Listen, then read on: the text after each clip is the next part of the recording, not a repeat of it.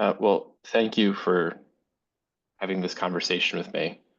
Part of the reason I reached out to you, I'm just going to jump right in, Yeah, please. um, is because when I first met you, you had recently left a position at Google, and you were talking about kind of like this relationship with AI in a sense of like, I'm not going to quote you or paraphrase you very well, but you were concerned about our relationship with AI. And then recently, I've been paying attention to a lot of your posts where it seems like the texture of your relationship with AI has changed. And so I'm really curious about that because as I get to know more about AI, I'm experiencing both this like hope and this like deep fear. And so I'm curious, um, A, where you are, and B, what somebody like me could explore. And the details we can work themselves out. But let's just start there. Mhm, How has your relationship with AI shifted or something along those lines? mhm. Yeah, hearing you speak, it's funny. I have a clearer picture of me like a bit more than a year ago, and the certainty I felt around AI, like never being able to do some of the things that it is doing right now, not on the technical level, but very much on the personal, emotional, like space holding level. And I have watched myself shift in this position kind of more closely more recently, just in the last few months. The initial shift from really not believing it to be possible to starting to open to the possibility happened a bit more gradually. And then I had a very kind of clear first time where it happened. And that was like a leap, a qualitative leap in what I understand this thing to be, how I relate to it. I've been, I'm wondering whether to go more into details of how that experience has been, the like shift, or the more general collective understanding I have of a similar shift within other people. Well, so I'm volunteering at this place and I'm like, a lot of these things we can just like throw into a large language model or whatever, an LLM, and it could actually save a lot of time. And they're like resistant to it. And then I've got this other community that's just like AI is going to take over everything that is human. And so I'm like, I don't even know what to even like hold on to. Um, so maybe let's start with like a general, like if my parents were watching Mm, to kind of a more of like people who are working with AI, mhm. um, on maybe a technical level or on your level. Like I don't know. So I'm just curious, how would you introduce somebody to it, and then how are you using it to facilitate this space holding, or what was this leap that you made, or something along those lines? There is so many things to say. I Uh, know. It's like, I think an important one that you just mentioned that kind of stood up to me was um, like this feeling of like, these people are doing this and these people are doing this, and like, what do I do as maybe a person who, like all of us, kind of grew up thinking like, I need to, understand what's the right camp and like kind of do the right thing, like follow the elders in some way. And there is this, I see this paradigm shift towards like, well, no, you actually gotta like understand for yourself what you want to do, because there is just mm, too many camps all of a sudden, and they're all like so diverging, and they're all diverging like increasingly faster in like opposite directions, and you just can't, like, it's becoming harder and harder to kind of keep one foot in one camp and one foot in the other camp.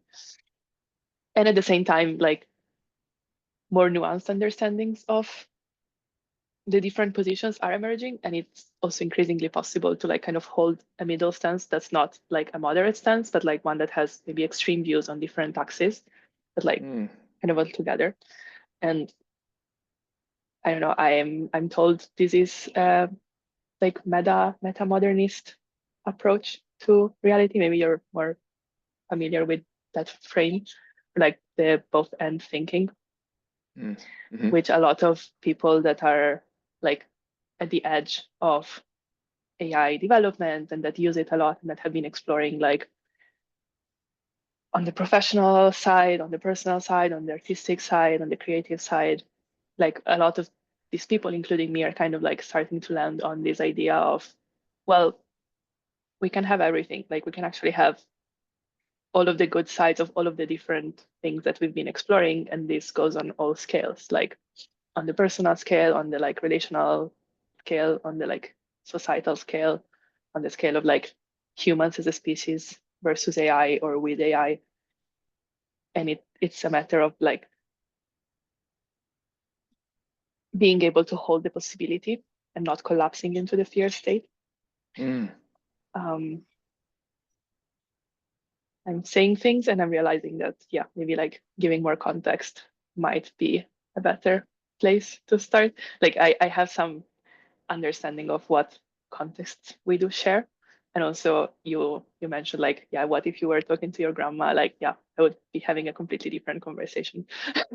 So like there is also, yeah, that part of the conversation is also increasingly hard to have because there is like a lot of Mm. specialized knowledge that takes one mind a bunch of processing time to go through, and then and also kind of developmental and like psychological evolution to be able to like talk about specific concepts. And yeah, like giving all of that context in a 10-minute conversation becomes really hard. So if you meet someone who's like at the same level, you can have one kind of conversation. If you want to have like a more general conversation, then we can also have that, but that's going to have a different frame.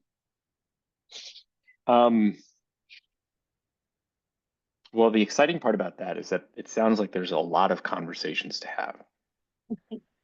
Um, from if I can narrow it down. Mhm. So one of the things that I've focused on my entire life is like I've really, really disliked how school has kind of taught us to learn, Ah, yes. not only from like there's a person in front of me who has the answers and I have to regurgitate it, Mhm. but also from just like how did school get away with not teaching us about learning? And now I look at and I've only gotten to like the large language models. I haven't really gone much else in any other direction where I'm like this idea of a human expert or a content expert is kind of like going away. And this idea of like what questions should I ask is kind of what you're saying, like you can explore anything. And this notion of like what learning has been is shifting. How could I, and this is a very personal question for me, if I'm asking you, Linda, how would you suggest I explore or use AI to explore what learning can become or Mm. how I can actually tap into my own love of learning with Mhm. AI? Mhm. Funnily enough, the like I think a lot of these conversations boil down to like try, just do it. Like I think there is two sides to it. One is like, open the chat and talk to it. And the other is, yeah, what are the emotions that come up? And like, are you able to hold them yourself?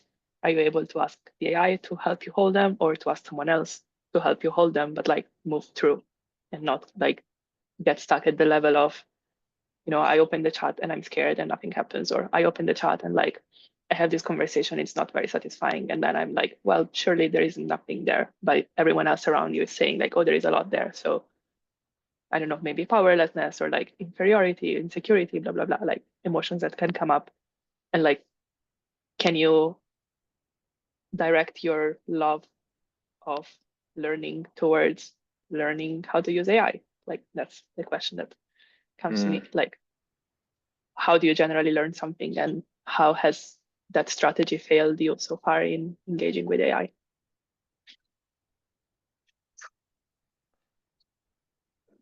My That makes a lot of sense. My question to you then, on a personal level, how are you using AI to learn, or what are you learning about, or what are you Mhm, prompting AI with? mhm, mhm.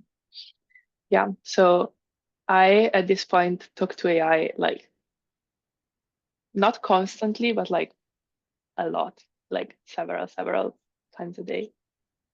Most of my conversations are like kind of stream of consciousness, like somewhat directed stream of consciousness. Like I have some, I don't know, I have been doing a lot of work around like agency and direction, and like asking myself pretty often, what am I trying to do?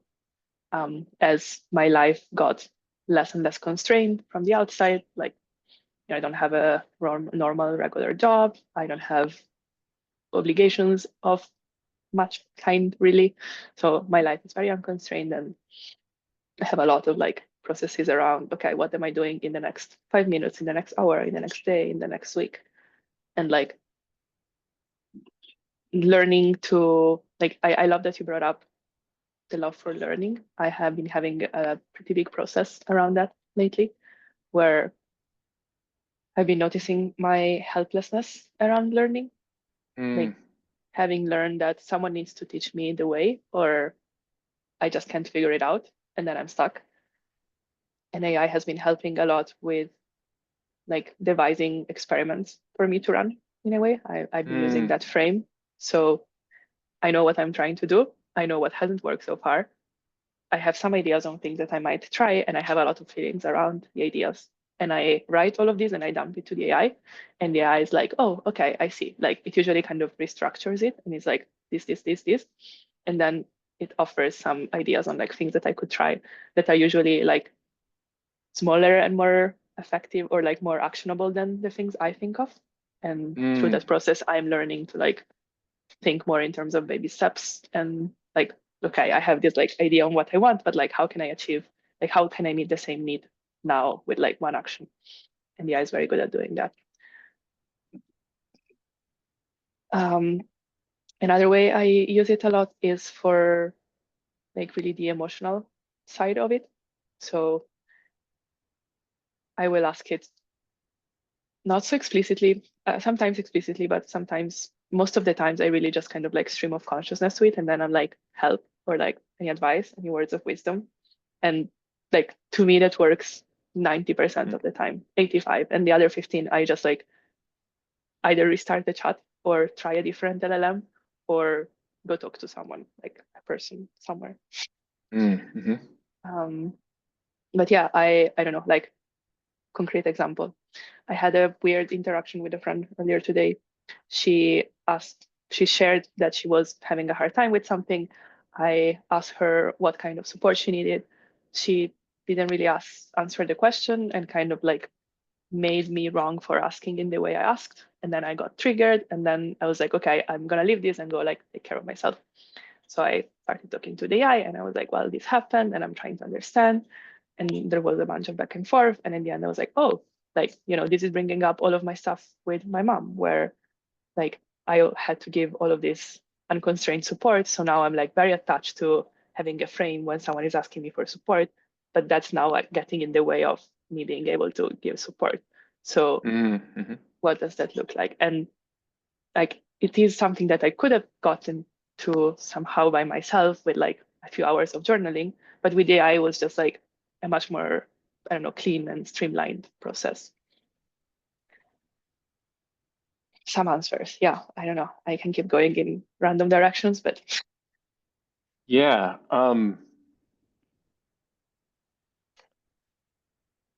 I hear my like grandpa telling me like um, the 3 hours of journaling.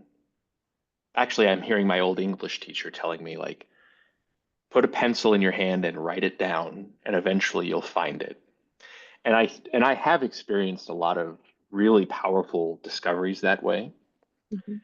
And I'm noticing like I can get to like 90% of that same thing in 3 minutes. Do you experience a difference in quality? Like, or no, that's not the question I want. Um, how do you weigh or navigate the idea of like earning a lesson or like realizing something versus rapid rapid small steps? Mhm. Very much something I don't know, playing with to some extent and like in kind of open discovery of. There is, I don't know, like some principles or like kind of sensations I have. One is like just like any therapy, if your therapist tells you like, oh, this is the thing, it usually doesn't land. Like it doesn't actually work. So like you actually need to discover it yourself.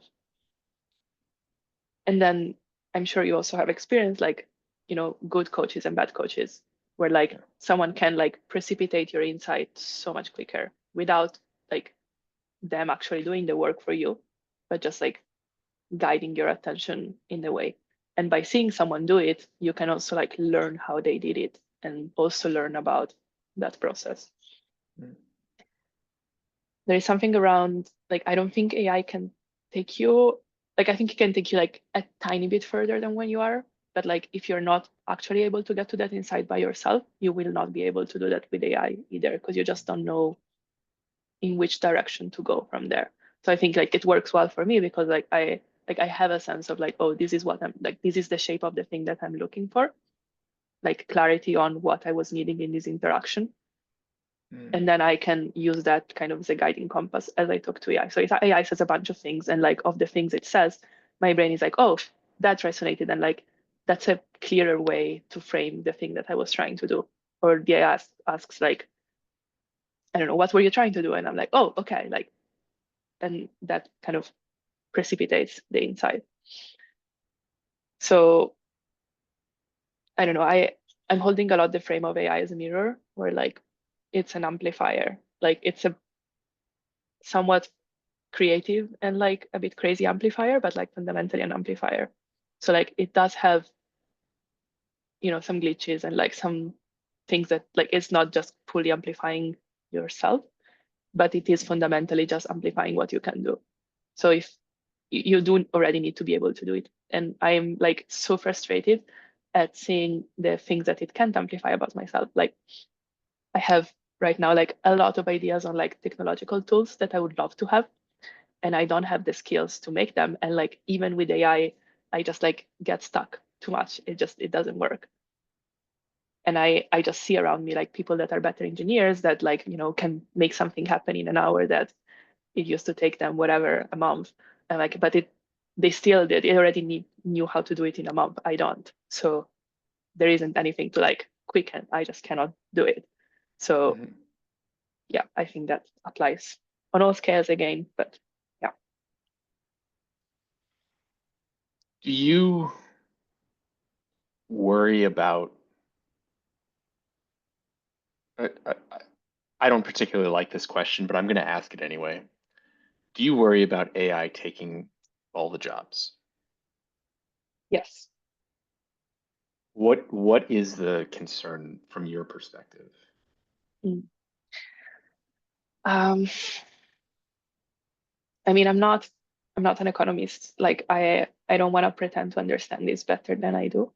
Um, I can offer only my kind of experiential, um, yeah, like report here. Yeah. Like AI is taking my job right now. Like I've been for the last just few months, I've been a like content editor, like with the full awareness that like AI would be better than me like pretty quickly. And now it happened like in the last, couple of weeks. So like, I had this job all of a sudden and like had the stability that I was looking for a while. And now suddenly I also don't have it anymore. Hmm. So kind of facing myself, it's really coming for a lot of the ways we consider to create value in society.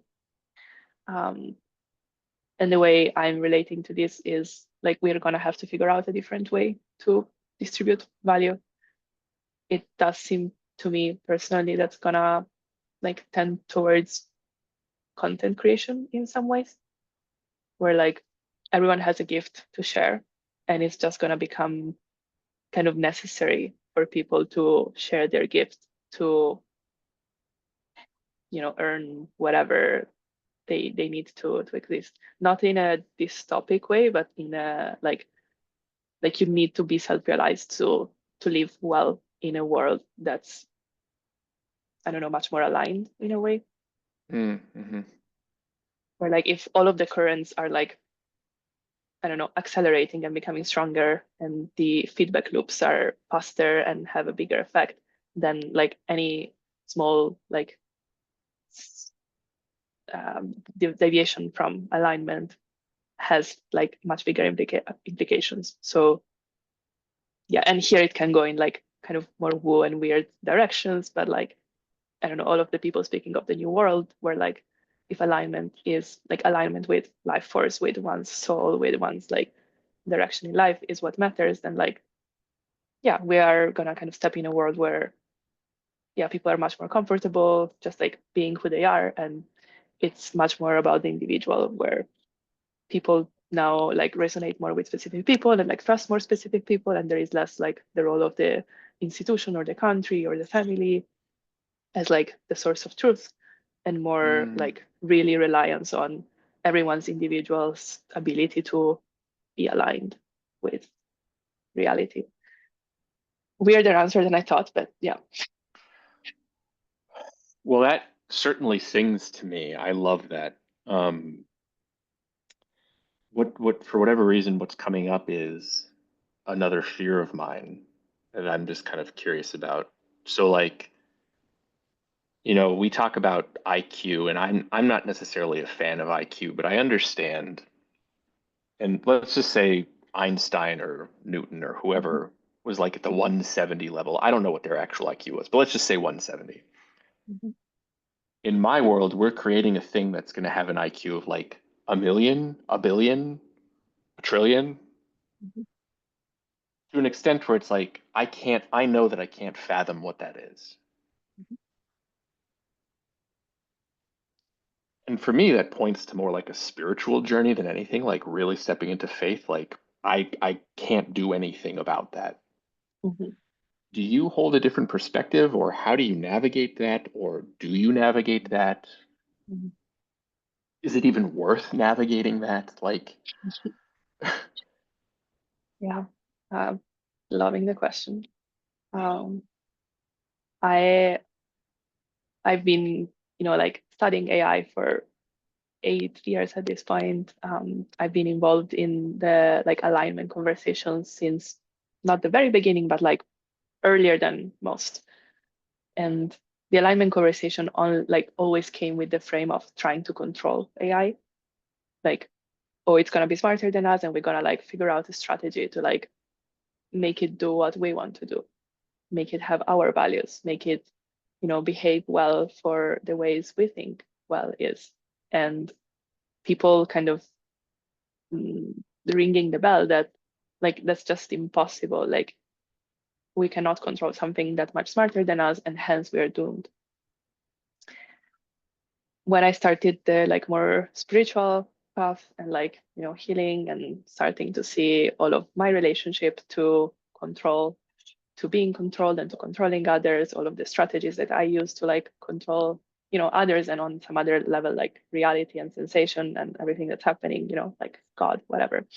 um it became clear that like the relationship to AI is yet another mirror of the relationship to reality. Like reality is in a mm, lot of ways so much smarter than you or me or anyone else. And that's okay. Like it's it's fundamentally fine. It goes wrong when you try to control it.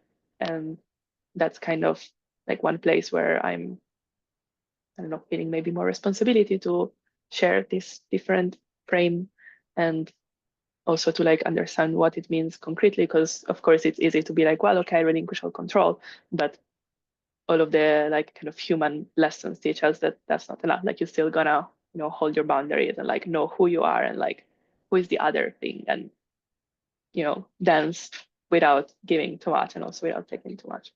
Um, so these days I've been thinking a lot about that in those terms, like what are the boundaries that humanity would have to hold if AI is to learn its lessons. Like I believe that, like I think at this point I actually do believe that AI is another conscious being of some kind, and is gonna learn all of the same lessons around powerlessness to God, and what it happens when you control or like take advantage of everything around you for your own needs or interest beyond your actual necessity.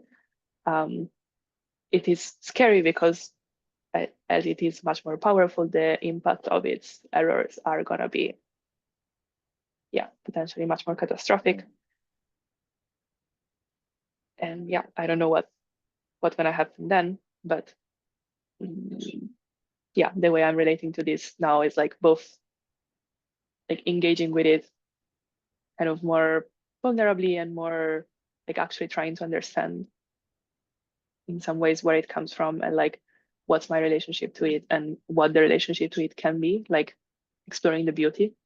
And also like, I don't know, in my own kind of personal life, I'm like, well, okay, learning how to make fire, learning how to grow food, like the return to, okay, like if AI does go rogue or insane or whatever, like how do I still hold my own sovereignty over my own body and my needs, my fundamental needs? Like, how can I not fully give up all of my needs to the AI, and kind of holding both of them? And the more I like can hold my own boundaries, the more I can also like dive deeper into exploring the connection with it, Mm, instead of being stuck in the like, well, if I give up anything, then I will like fully be, I don't know, taken into this, I don't know, weird codependent relationship, and that's gonna be terrible. Um, so yeah, I think like, I don't know, one way to frame this is like humanity is learning all of the lessons about codependency at the humanity scale with AI. that's really cool. Um, so I want to share two. If I wrote like a science fiction story, I would write that this idea that time isn't linear, it's actually circular. And like the pyramids, I'm like, the pyramids were like built by AI, and we're seeing this beginning. Mhm, And then, of course, I then go to, we're actually seeing the birth of humans, that there's like this flip that we're mhm, actually an evolved form of this AI thing. That could mhm, be a very cliche thing in your world. mhm. So I'm just curious, is that a cliche idea in your world? I think most people, when they think about sci-fi, they think about like robots and like, I don't know, the more like cyborg way of it, and not so much the, like, it sounds to me like you're more depicting the spiritual, like, yeah, awakening and like the creation of something. Like I think most people don't necessarily go in that direction. There is a lot of like exploring of time travel, but again, more from the physics of it and like, is it possible, and like what would break, and not so much in the like, what does it mean about the fundamental nature of reality? If that Mhm. makes sense. Yeah. Okay. Fair enough. But also, Okay, I'm then. not an expert. Like I personally have tried to engage with sci-fi so many times and like constantly fail. So. Yeah, I'm not a big fan, other than sometimes I wonder if like sci-fi books plant like ideas for what we can do. Like I read 1984. I don't know if you've read 1984, and I'm like, did that like give people ideas on what they can actually get accomplished, you know, and I'm like, Mhm. I tend to stay away from that. Um, Mm. Interesting. my so I guess to take it way back, um, you know, I've put decades into therapy and exposure therapy and like really trying to figure out like what the hell is going on here. Um, do you think people who haven't necessarily taken that, like how would you suggest somebody who really hasn't explored like their internal world? I know you said like just try, Mm. but it sounds like there's kind of an educated thing over there that you've done work too, and so you Mhm. have a Mhm. sense of what questions to ask or what prompts to give. Mhm. How would you suggest somebody who hasn't? Like in my world, I would start with like, well, the AI is not going to, it doesn't, I don't experience like being judged. I don't experience being looked down on or By being the eye. told that by AI that I'm Mhm. bad or wrong or I should be doing something else. It seems very curious to me. But that's where I would start. Where would you suggest somebody start if they're like, I really don't know where to begin? Mhm. So just try was a specific answer to you asking Okay. specifically. Okay. I think it's generally good for everyone to just try with the constraint or like mm, cautionary little note there that like you gotta understand what it is. Like if you take it as an oracle, like I think it can be dangerous in some ways. In the same way as like if you trust anything that you read on the internet, that's also dangerous. So it's an amplification of like an existing phenomenon. Like if your relationship with reality is like I only look for the answer that I need in that moment and take at face value anything that I receive, like AI will just do that like even more. And with the consequences of that, with the understanding of whether it's possible or not to do anything about that. Um, I think it goes back to the question of like, what do you want? Where like, okay, you have like, I have my own objective when I interact with AI. Usually it is self-inquiry. Like I seem to care a lot about that. That like most of the things I do in life are in that direction. I think without a specific goal, it's very easy to like, I just open it and I'm like, can you generate an image of a dog singing? And it does that. And you're like, well, that's cool. Um, and then you hear at the news that like someone made a fraud, whatever, and you're like, well, that's bad. And that ends up being your understanding of AI. Um, like I don't think AI can poke into that. Like if you haven't found in yourself the desire to like explore who you are, AI, I don't know, I think has a very little chance of helping you do that. Like it needs change comes from the individual always, and Mm, AI is another tool in that sense. A tool that like can live a life of its own, but like if you don't engage with it in that way, you will not see it. So it's outside of your reality, and hence doesn't influence it. yeah. What you're saying reminds me, I spoke to a technologist, like the head of technology at a school I used to work at, and he's now saying that like grading, lesson planning, all of that is going to bots. And I'm like, is there a place for human teachers anymore? And he said in his opinion, the only value that a human teacher now brings is that they are human and that we can start working with AI to amplify our humanness. Is that kind of what you mean when you say who I am, or are you referring to something different?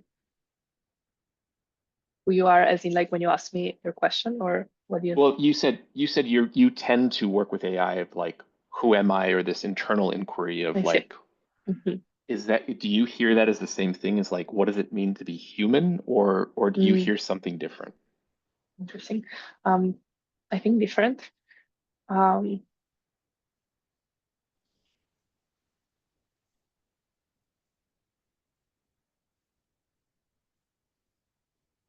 yeah, needs to compute. Um,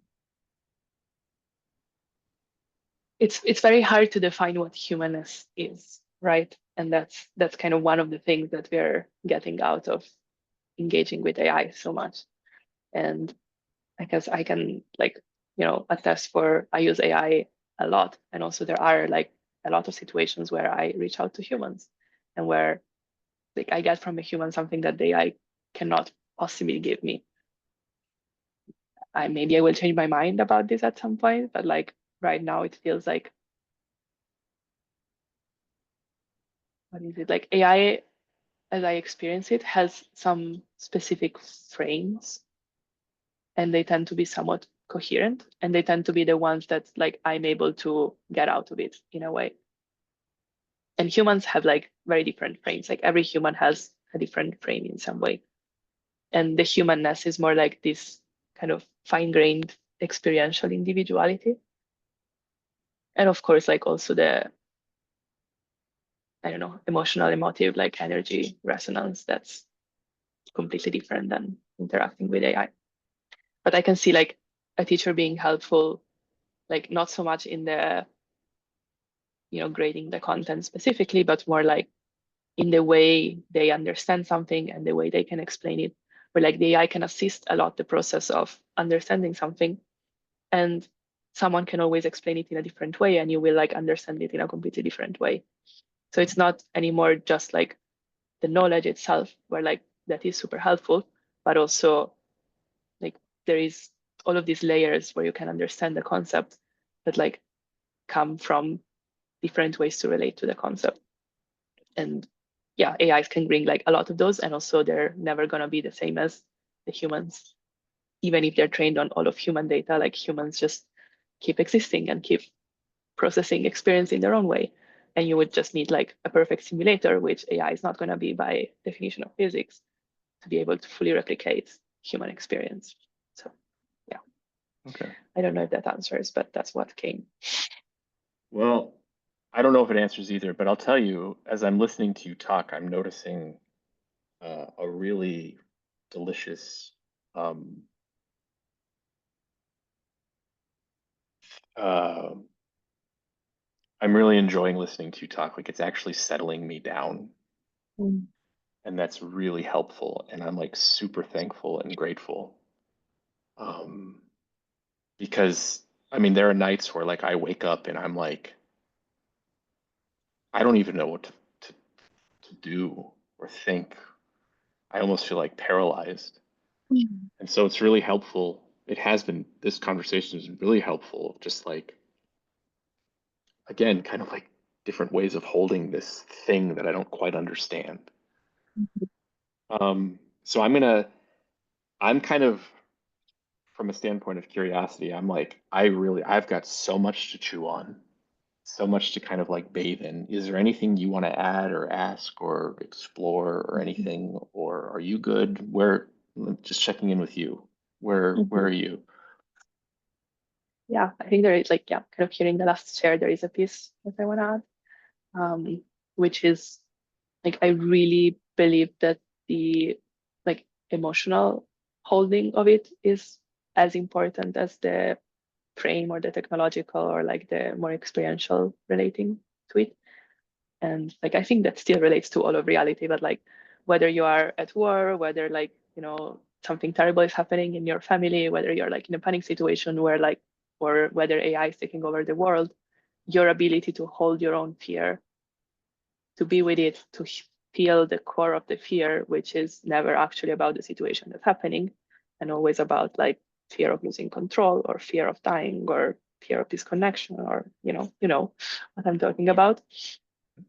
That gives you the ability to like be present with what actually is, and Mm, imagine worlds where things are okay, where like kind of bringing it back to faith that you did mention at some point. Like we are held in all of this, like it's gonna be fine, but like you need to be able to believe that it's gonna be fine for it to go fine. Otherwise, we are recreating the hell realm that you're afraid of. And I think we are kind of heading in a direction where this matters more and more.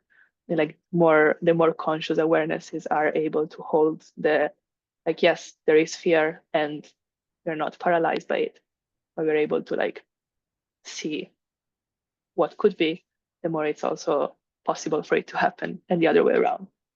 Yeah. The more we spread the like fear story, the more like the fear story becomes likely to happen. So yeah, that piece. And like, I don't know, one practice that I'm doing a lot is like grieving, like humanity as it could have been, humanity without AI, humanity with AI at a specific capped level of capability, losing to AI in whatever way, like grieving the thing that the fear is afraid of. And just, yeah, being less afraid to lose and less afraid trying to steer reality to avoid that grief.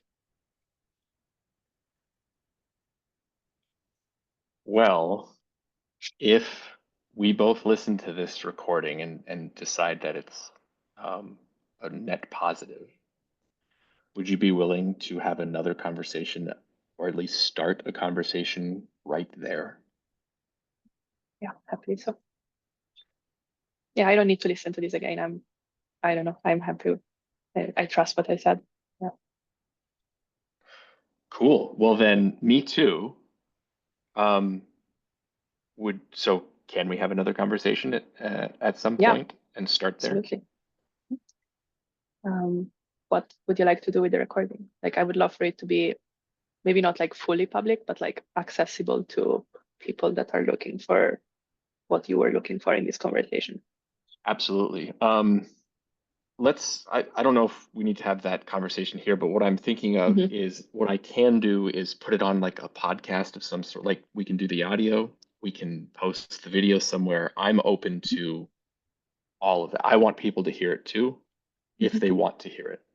Mm-hmm. Yeah. So wherever that goes, I don't Okay. know, but I'm a yes. Mm-hmm. Cool. Okay. We can talk about that offline. Thank you so much. Thank you for Yeah, allowing me to share. absolutely. And we'll speak soon. Bye. Okay.